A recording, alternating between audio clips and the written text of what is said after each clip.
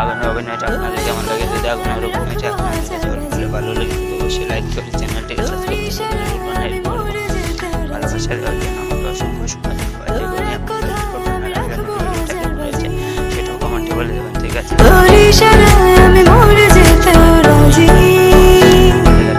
আয়নাতে ওই মুখ দেখবে যখন, কপালের কালো তিল পড়বে চোখে, ফুটবে যখন ফুল বকুল শাখে, কেন যে এসেছিল জানবে লোকে।